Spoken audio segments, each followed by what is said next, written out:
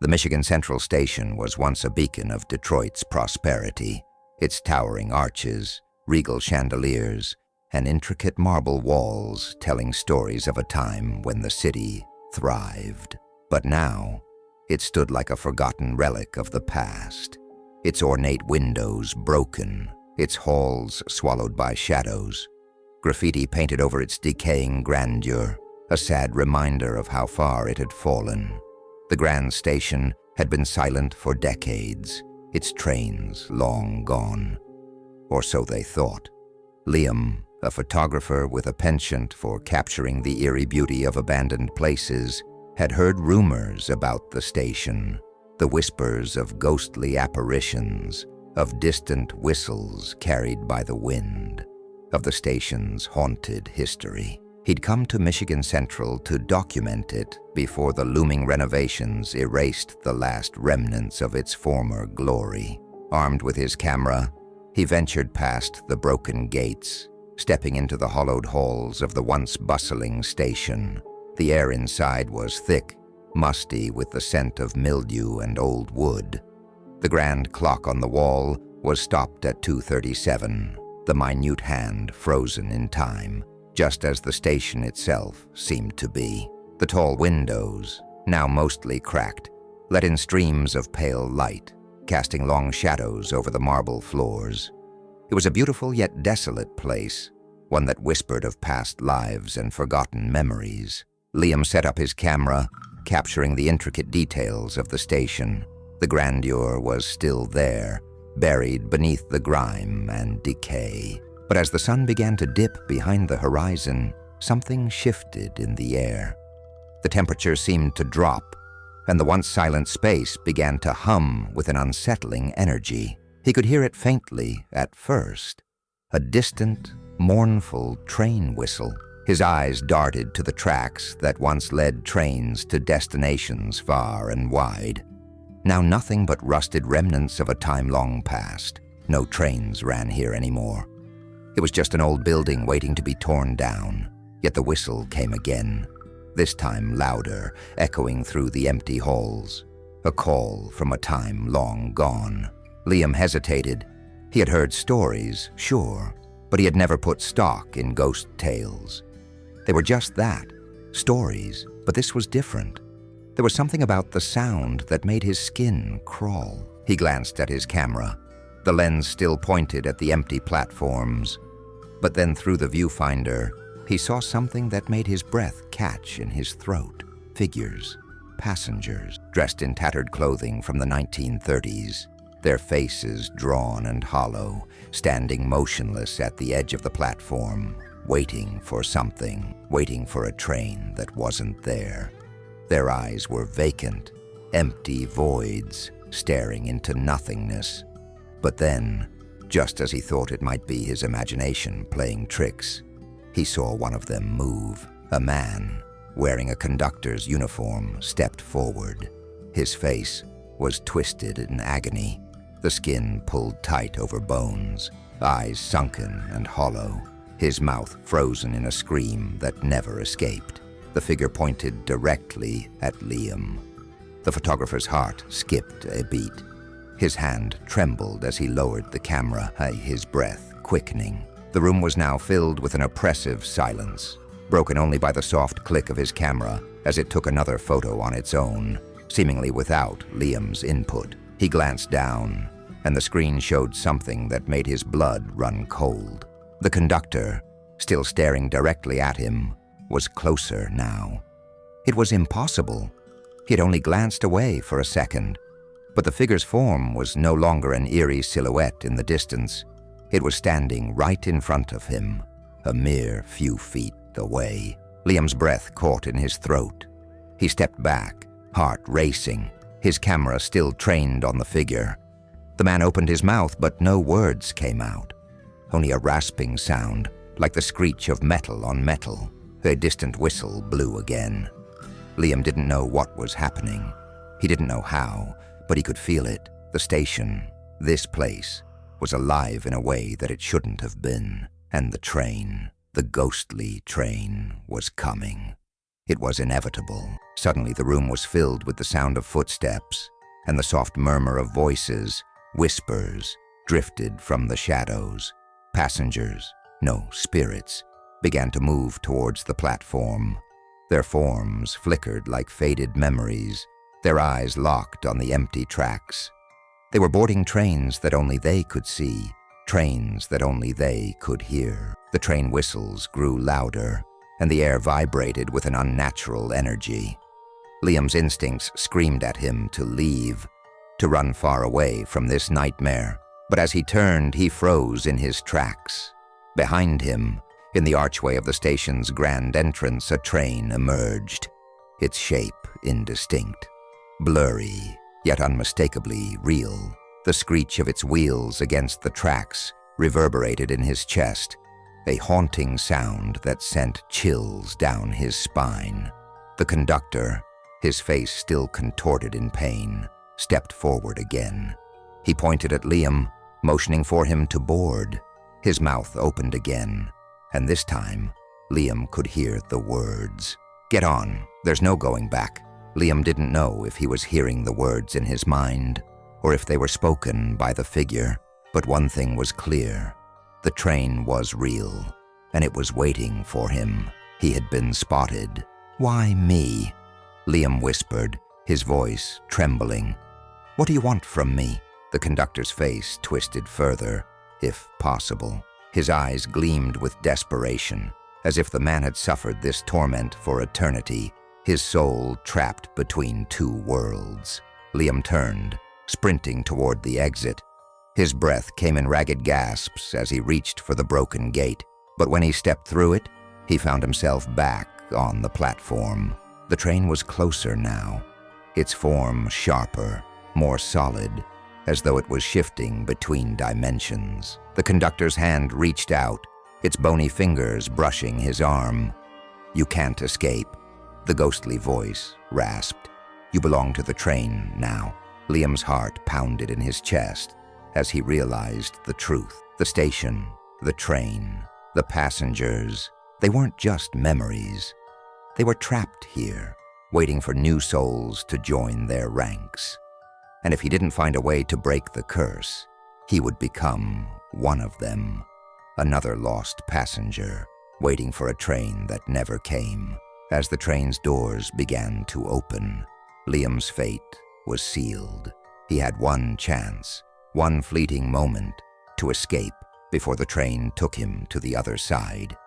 But time was running out, and the whispers of the lost souls were closing in. The last thing Liam saw through the lens of his camera was the conductor's face, still twisted in agony, as the train's doors closed with a final deafening screech. The whistle blew once more, and then there was nothing but darkness.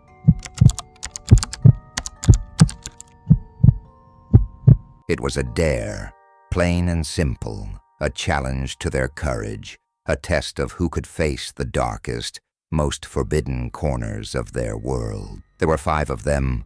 Liam, the daring leader, always the first to dive into trouble.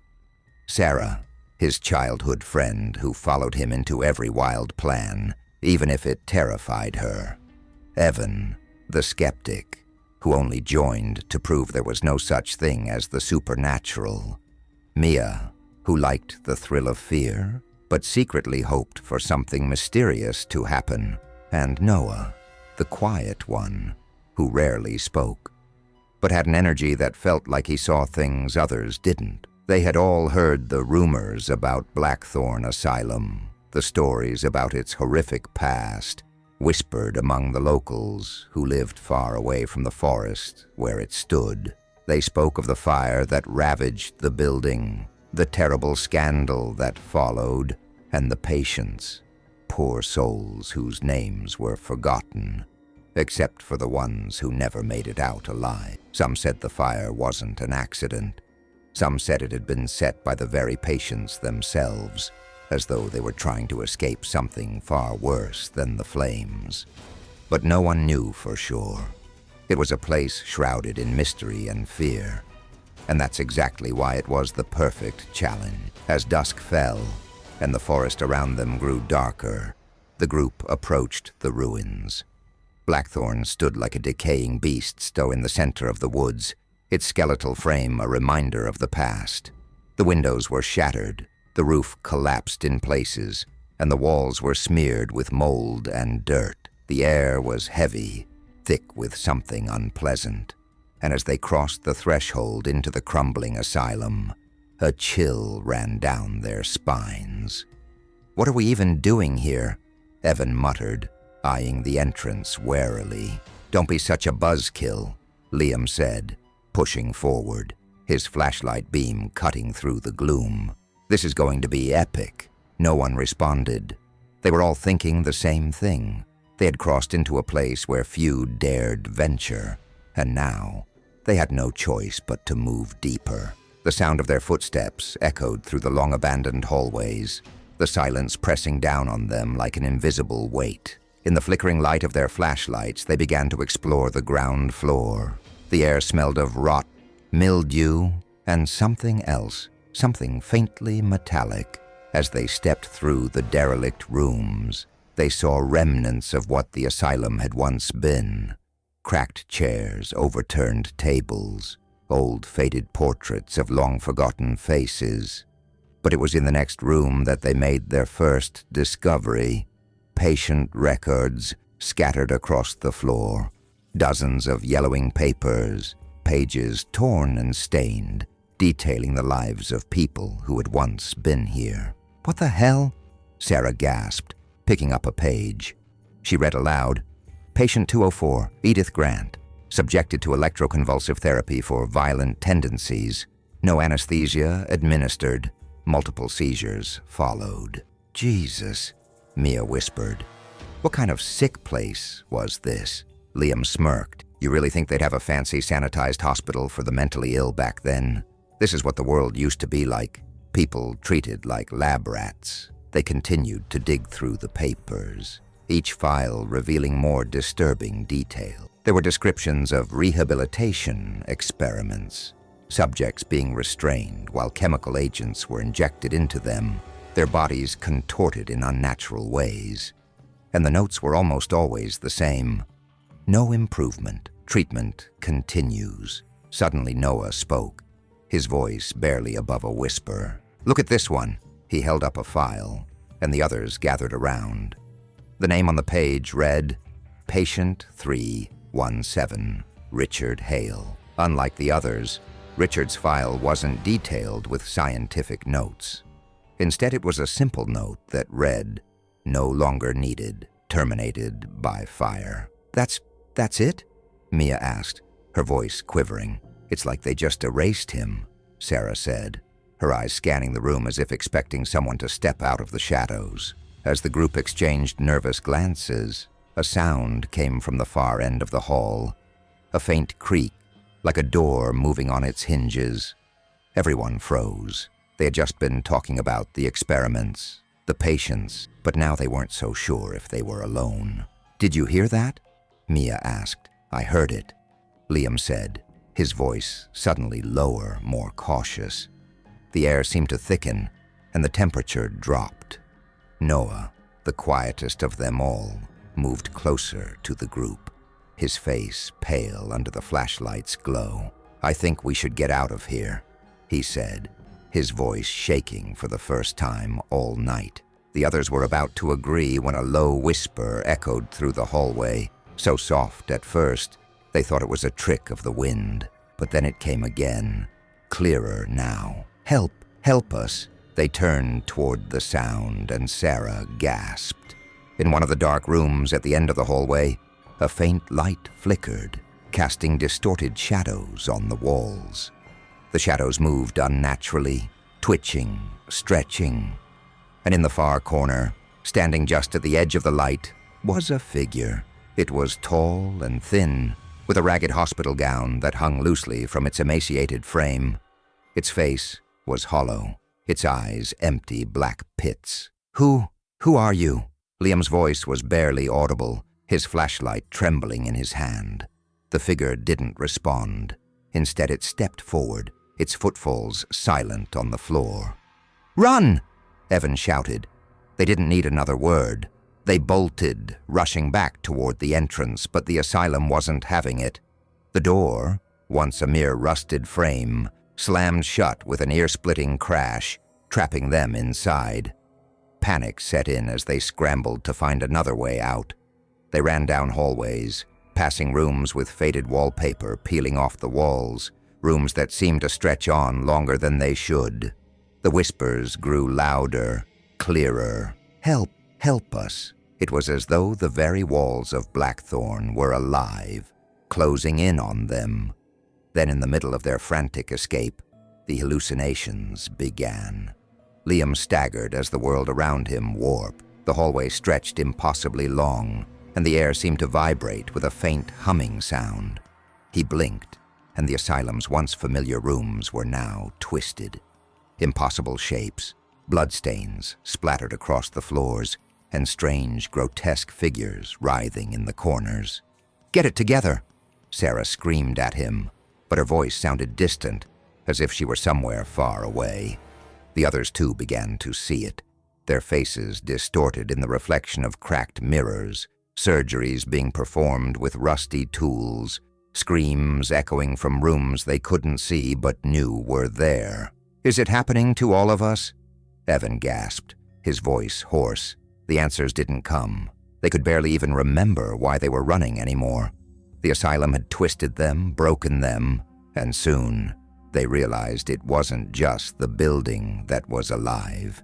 It was their minds, unraveling like thread from an old fraying sweater. They had to leave, but the longer they stayed, the more they became part of the asylum's fabric. They would either escape with their identities intact or lose themselves forever, joining the ranks of the forgotten souls who wandered the halls of Blackthorn Asylum, forever lost in its madness.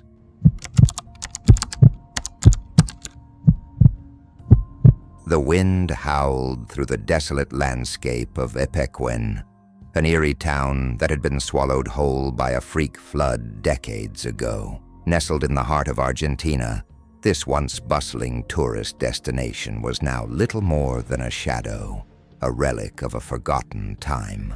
It wasn't just the buildings that had been drowned by the water.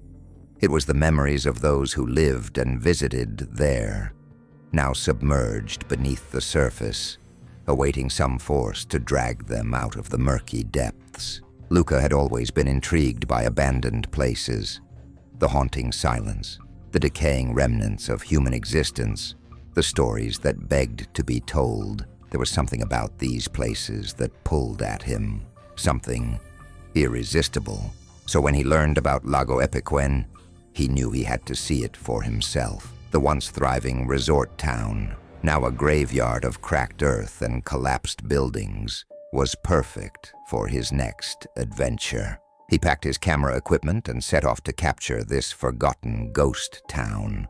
Driving through the desolate landscape of rural Argentina, Luca's excitement mixed with an unsettling feeling. He couldn't shake the notion that this place was different. There was something wrong about it, but curiosity, as always, won over. As Luca arrived at the edge of the town, the first thing that struck him was the eerie stillness. The dry, cracked earth stretched out before him, with only remnants of what was once a vibrant community. The buildings were skeletal, with their frames jutting out from the earth like ghostly fingers reaching for something lost. What was once a lake, Lago Epecuén, now lay still, its waters long receded. Yet the town's devastation felt recent.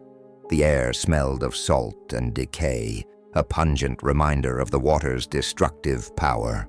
Luca set up his camera and began filming.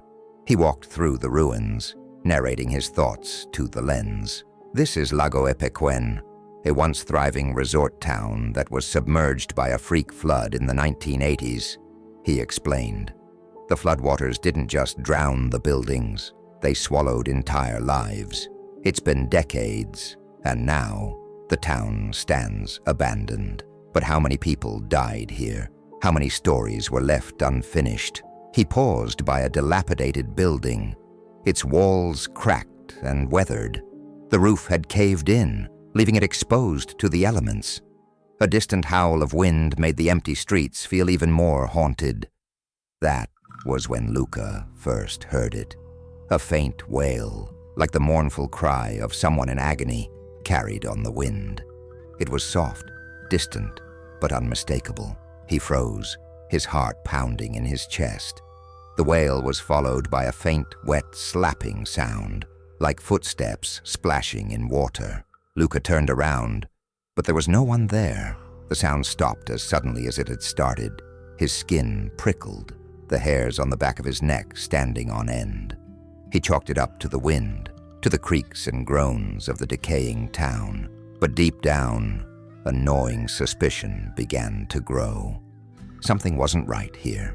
As night began to fall, Luca set up camp in the shadow of an old crumbling hotel. He prepared his tent and laid out his equipment. The wind had picked up, carrying with it the faint sound of whispers. It was almost as though the wind itself was trying to speak to him. He sat by his tent, watching the shadows stretch long across the cracked earth. The dimming light cast an eerie glow over the ruins, making the twisted structures look even more skeletal. His eyes wandered over the broken windows, the hollow door frames, and the jagged edges of collapsed walls. And then, as if drawn by some invisible force, his gaze shifted to a spot in the distance, flickering lights. At first he thought it was a trick of his mind, the dying light playing games with his vision, but no. There they were, flickering between the ruins, moving with purpose. It was as if someone, or something, was walking through the abandoned town, carrying a lantern in the dead of night. Luca's breath caught in his throat. He grabbed his camera, turning it on and zooming in on the flickering lights. His hands trembled as he adjusted the lens. The lights moved closer, drifting through the ruins like will-o'-the-wisps, their glow casting long shadows. Suddenly, the lights stopped. A shape appeared in the distance, standing motionless in the darkness. It was a figure, cloaked in something wet and dark, soaked clothing, as though they had been walking through the floodwaters that had once consumed the town. Luca's pulse quickened. The figure stood still, not moving, not reacting to the presence of Luca, who was now paralyzed in fear. Then came the wail again, louder this time. It echoed through the ruins, reverberating in Luca's chest like the cry of a soul trapped in torment. The figure slowly turned its head toward him, and Luca could see the water dripping from its clothes, pooling at its feet. Its face was hidden in shadow. But the feeling of being watched was overpowering. Without thinking, Luca grabbed his flashlight and pointed it at the figure.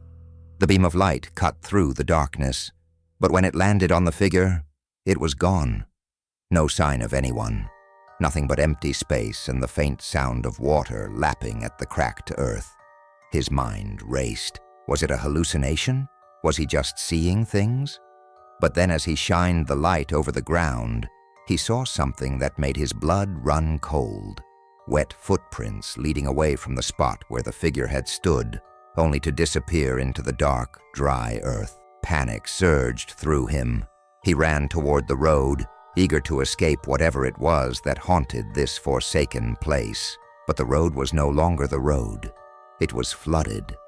The floodwaters had returned, but there was no lake, no water that should have been there. Just the illusion of it, an unnatural flood that didn't belong. His boots sank into the thick, wet earth as the water rose around him, far too quickly. Luca backed away in terror, his heart hammering in his chest. The water wasn't real. He knew it wasn't, but it didn't stop the coldness, the wetness that now soaked through his clothing, dragging him deeper into the illusion. Suddenly he heard the voices again, the wailing, the cries of the townsfolk who had drowned here. They echoed through the night air louder than ever, and the water rose faster, swirling around his ankles, his knees, his waist. Desperate to escape, Luca turned to run. But as he looked back, he saw them, dozens of them, soaked, their clothes dripping with the water that shouldn't have been there. ghostly figures wandered through the streets, their movements slow and deliberate, as if they were trapped in a loop, forever reliving their final moments. The voices grew louder, the figures closer, until they surrounded him. Their eyes were hollow, their faces distorted with the anguish of death. And as the water rose higher, Luca's foot sank into the ground, into something cold, something dark. The earth beneath him shifted, and the world around him began to crack open like a great wound.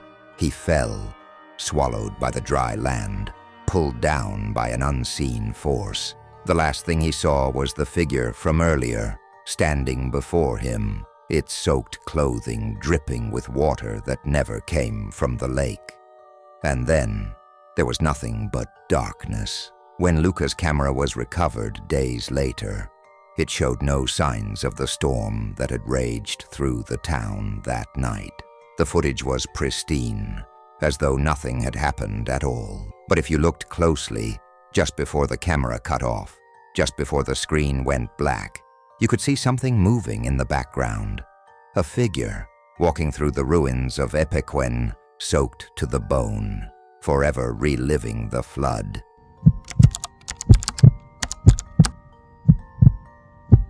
Eastern State Penitentiary. The name itself is enough to stir whispers and conjure images of twisted steel bars, echoing footsteps on cold stone floors, and a prison that held some of the most notorious criminals in American history. Built in 1829, this abandoned fortress sat in the heart of Philadelphia, its towering stone walls an eerie monument to suffering and despair. What most people didn't know, however, was that beneath the prison's dark exterior lay something even more sinister. A maze of tunnels, forgotten by time, but not by the restless souls trapped within. John Carter, a historian obsessed with the eerie history of the penitentiary, had heard rumors of these tunnels. No official records mentioned them, but old prison workers, those who'd been around long enough to remember the grim past, spoke in hushed tones about the horrors below. Whispers of prisoners abandoned to die in cold, damp cells. Whispers of guards gone missing, their bodies never found. The tunnels, they said, were a place where the dead didn't rest, and the living didn't escape. John couldn't resist.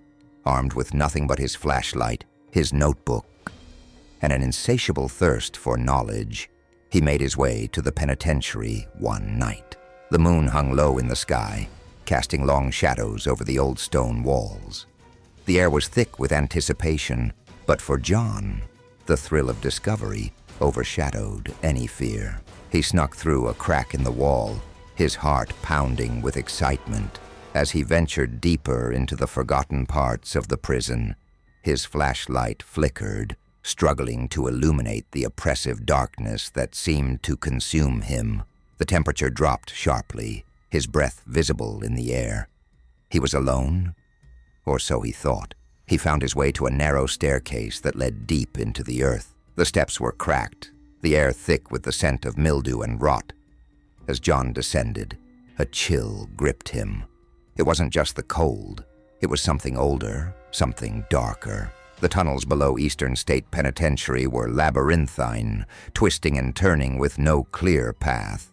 The walls, damp with age, were lined with rusty chains, remnants of a time when the prison used torture as a means of control. John's flashlight illuminated faded bloodstains on the stone floor, the remnants of those who had met their end down here. There were no signs of life, but the place felt alive, alive with whispers. As John explored further, he stumbled upon a row of small cells. They were different from the ones in the prison above, cramped, dark, and claustrophobic. In the center of each cell was a low wooden cot, long abandoned and decayed, and there, hanging from the walls, were chains that had once held prisoners in place. John's stomach churned. These cells had been built for a specific kind of punishment, a punishment meant to break the spirit of the inmates, to strip away their humanity. A shiver ran down his spine as he walked past the cells, the eerie silence broken only by his footsteps and the occasional creak of the old structure. But then he heard something, a faint whisper. At first he thought it was just his mind playing tricks on him, but the whispering grew louder, more distinct. It was a voice, low and raspy, filled with pain and desperation. "Help! Please, help me!" John froze in place. The air grew colder, and his breath came out in visible clouds. The voice continued, echoing off the walls. "God, no more, please!" His heart raced. The voice was coming from one of the cells. He stepped forward, his flashlight trembling in his hand. He approached the first cell and shone the light inside. But there was nothing there, nothing but shadows and dust. Yet the voice persisted, growing more frantic. John's pulse quickened. He had to get out of there, but as he turned to leave, he noticed something strange. The walls seemed to close in on him. The tunnel, once long and winding, had become a maze. The door he had come through was gone. In its place was only stone. The corridors seemed to shift, twisting and turning, trapping him in the dark. John's heart pounded as panic set in. He turned in circles, desperately searching for an exit. But the more he moved, the more the tunnel seemed to shift, like it was alive, moving with a dark purpose. The whispers grew louder, now mixed with faint cries and the sound of chains rattling. Then he heard it, the unmistakable sound of footsteps behind him. Heavy, deliberate steps. John spun around, but the tunnel was empty, save for the shadows that seemed to stretch unnaturally toward him. His breath quickened as he strained his ears to listen. The footsteps stopped, but the silence that followed was more terrifying than the sounds themselves. And then the whispers resumed. This time, they weren't begging for help. They were mocking him. "You shouldn't have come." John froze. He wasn't alone anymore. Something was watching him from the dark, something that thrived in the silence of the tunnels. He began to run, his flashlight flickering with each step. But no matter how fast he moved, the tunnel stretched on, the walls pressing in closer and closer.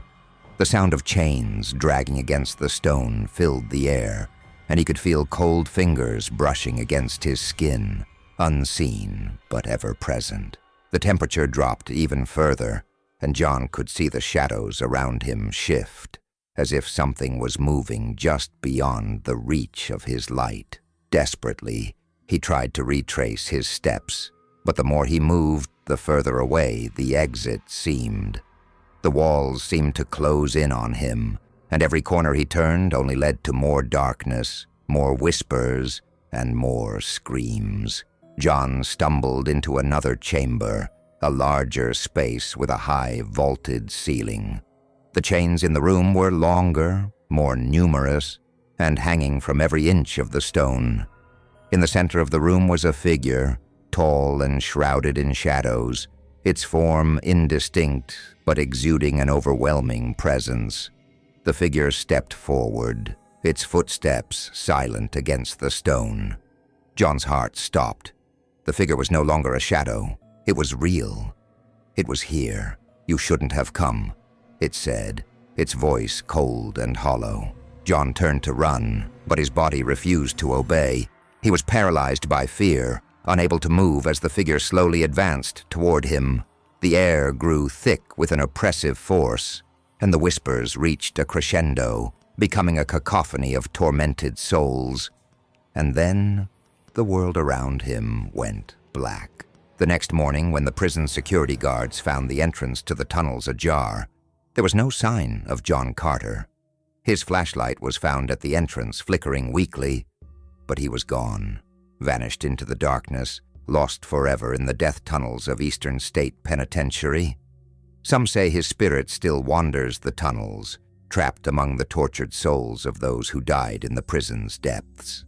Others say that when the moon is full, you can hear the faint echo of his voice, begging for help. But no one dares to listen. No one dares to go back down there. Not anymore. Because the dead don't forgive, and the living don't survive.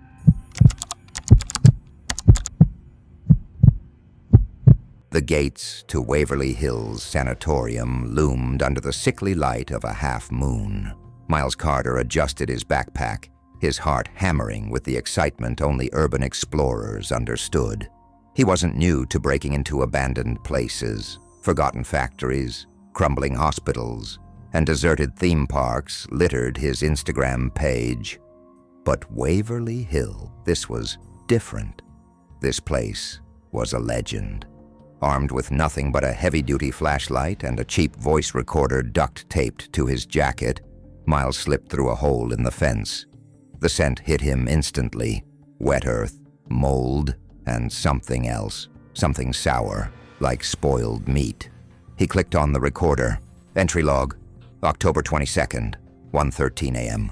Waverly Hills Sanatorium. Let's see what the dead left behind. The massive, decaying structure towered above him, its broken windows gaping like black, rotten mouths. As he stepped through the rusted doors, the air grew dense, almost syrupy. Every footfall echoed across the barren hallways.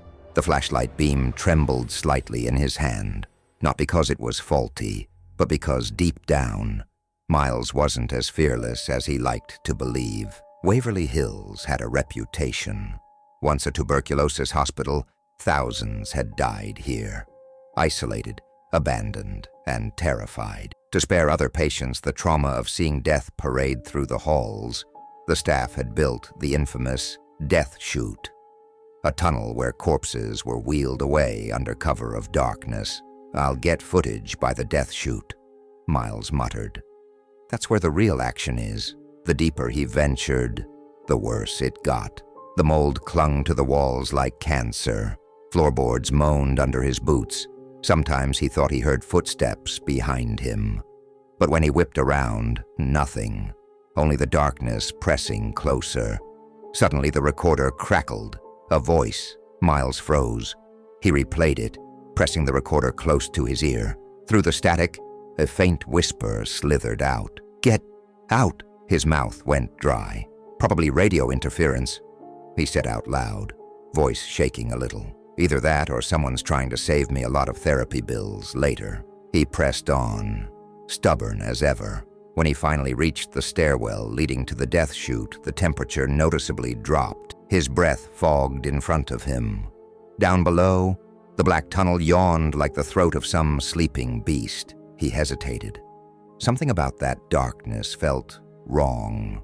Not just empty, but watchful. Still recording, he descended. Inside the Death Chute, the walls dripped with condensation. The flashlight beam barely pierced the gloom. Miles walked slowly, careful not to slip on the slick concrete.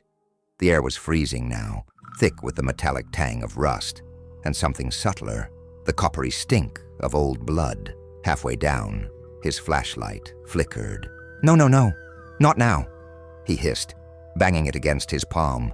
The light came back, but something moved at the edge of it.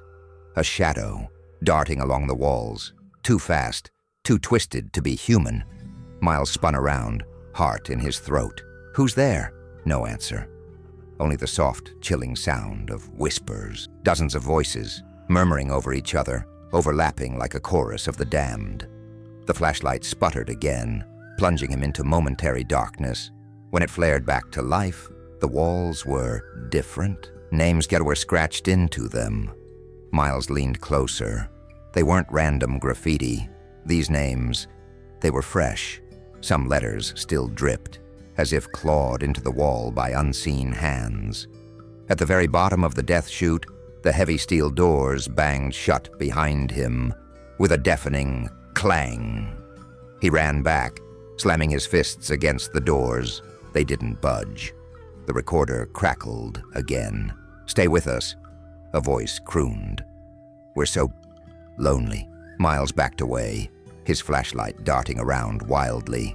Shapes writhed in the darkness, figures with hollow eyes, mouths twisted into silent screams.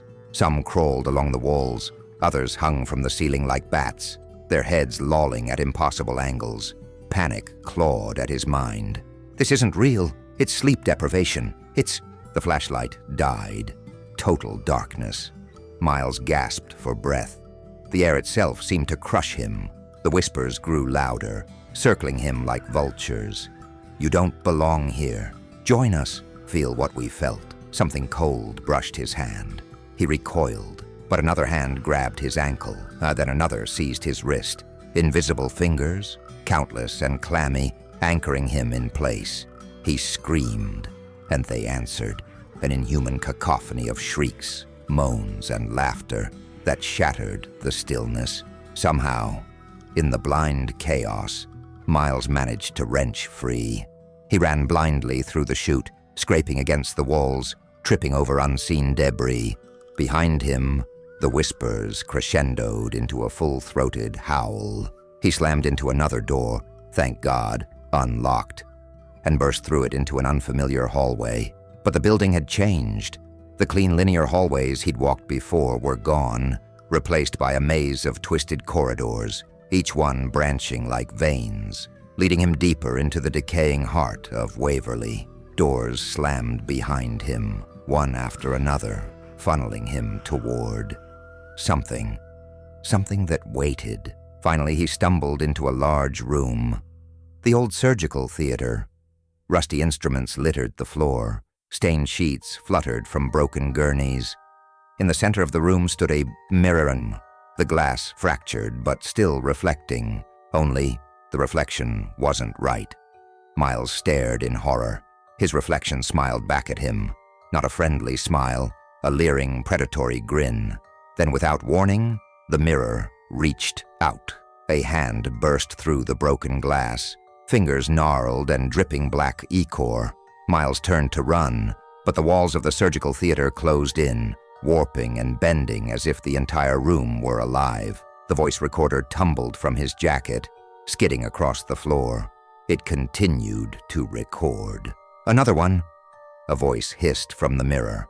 Another soul for Waverly. The mirror hand latched onto his shoulder, ice cold, burning through his jacket into his skin. His scream echoed once, sharply, and then silence. When the morning sun rose over Waverly Hills, the building looked peaceful, silent, still. A maintenance worker found the explorer's voice recorder lying just inside the entrance hours later. Curious, he pressed play. Static, then faintly, a voice. Miles's voice. Broken, terrified. Don't come here! Don't come here! It's alive! It never lets you go! The tape ended with a final bone-chilling whisper. We're waiting.